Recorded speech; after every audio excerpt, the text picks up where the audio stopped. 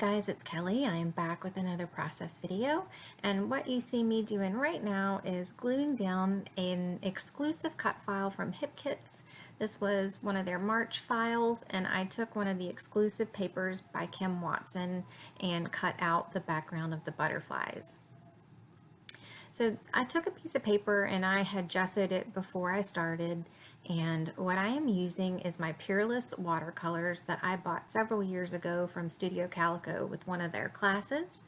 And I am just spraying some water on the background and then dropping some color in and letting it swirl around and just kind of moving it around to give it more of that watercolor effect. I haven't played with these in a while, so I wanted to pull them out, and they are very bright, vivid colors, as you can see. When I first did that pink, I just thought, oh my gosh, it looks like, I've slit my wrist and let the blood drip all over.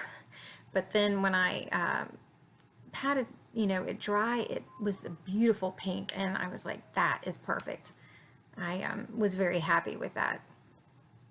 I love bright colors, but when it becomes that bright on the page, it always makes me a little leery.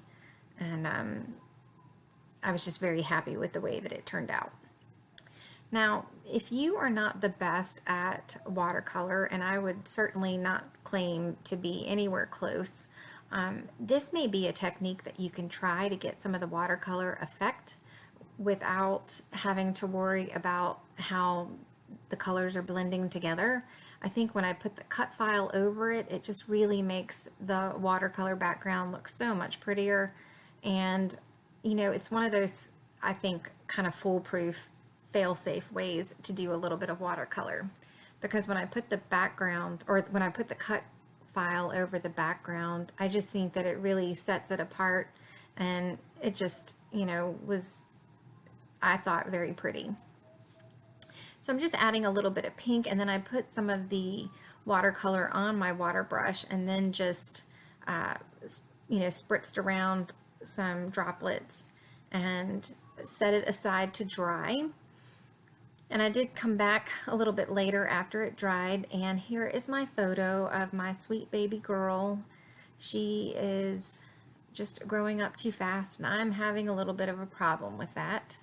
And when I saw this photo of her, she just looked so sweet and so little, and this is right when they're starting to lose that babiness. She was 4 here, and I think between the ages of 4 and 5 they just become different kids. They're growing up, and I wanted to title this Forever My Baby, because that is the truth. It doesn't matter how old she is, she's going to be my baby. So I wanted to put the photo on some white cardstock just to help set it apart, and then I mounted it on some vellum to add a little bit more softness. And I noticed that I forgot to cut out part of the exclusive paper, and I wanted the background to be seen. And the other thing that I did off camera was I did stitch through the middle of the butterflies to give it a little bit of texture and to allow the wings on the outside edge to be lifted up. So in the kit, we had the Pink Fresh Felicity 6x6 papers, and I decided that the left side was really bare and it needed something else to just offset the big cut file and all the weight that was centered on the right hand side of the page.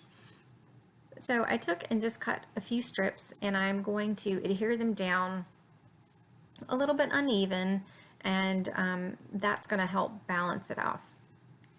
So the paper that I used, because I knew that I was going to be using gesso and watercolor, is not like my strongest paper. This is supposedly Basil cardstock that I got at Tuesday Morning, but I don't know. It might have been the Basil reject pile,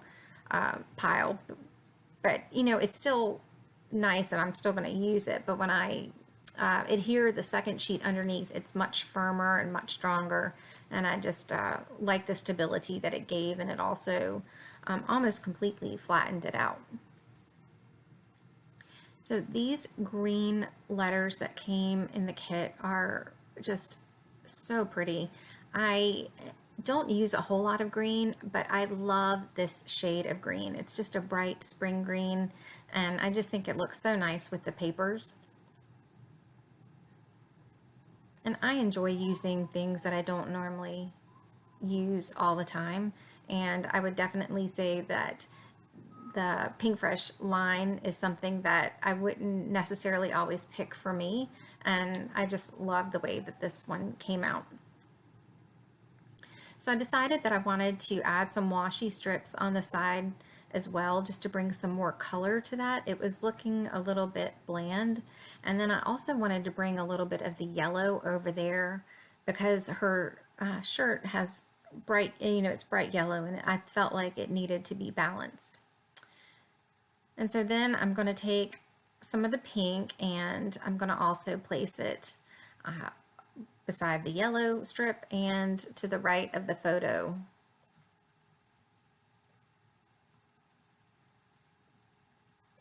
So I had this little paper scrap that I wanted to get used on the page since I had cut it, and I decided just to put it to the right of the photo, and I thought that it was a great addition on that side. And then in just a second you're going to see I'm going to switch the washi tapes. I'm going to put the one that I was originally going to put to the right of the photo, I'm going to move that over to the left hand side of the page just because it was longer and I felt like it would add more balance on the other side of the page. And that just shows you how I think how good of a product this washi tape set is. You've seen me rip it off the page several times and I put it back down, and I haven't used any additional adhesive and it stays down. And when I look at it now, you can't even tell that I have ripped up that washi. So that is like pretty good in my book. So I just want to put these last little touches on the layout, and the kit came with these wood veneer little hearts that I'm going to place around the page, and I also am going to use some of these puffy sequin stickers. I love these. These are so cute. I like to use sequins anyway, so when I saw these I just knew right away that I needed more of the colors and that I would definitely get those used. So one of the things that I decided to do was pull out these Amy Tan word stickers, and these were from a hip kit from about a year ago, but I have all of the things that I have from previous kits that I haven't quite used up, and I have them in an iris container, and I'll go through when I have my kits and just try to pull out things that I've had in previous kits that I think would work well. So I went ahead and pulled these out, and I thought that a couple of the phrases worked well and went ahead and used those up, and that always makes me happy when I can use things that have, sat around in my stash for a year or, even longer. So I'm almost at the end. I'm just going to add a couple more of these little sequin puffy stickers, and at the very end you will see that I have a cork bird on top of my title. That was a last minute addition and I love the way that it turned out.